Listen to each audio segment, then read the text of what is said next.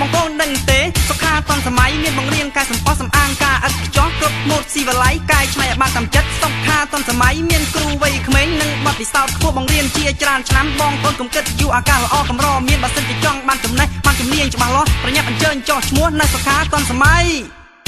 សុខាតនសម័យជួយទាំងប្រុសស្រី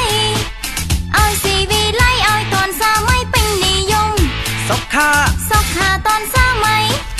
ហាងកាយសំពោបងរៀនកាយសំពោបងរៀនកាយសំពោសំអាងការសុខាសាលាបង្រៀនកាយសំផស្សសុខាសេវាបង្រៀនកាយសំផស្សសុខារចនាម៉ូដសុខាបង្រៀនឆ្នៃម៉ូដសុ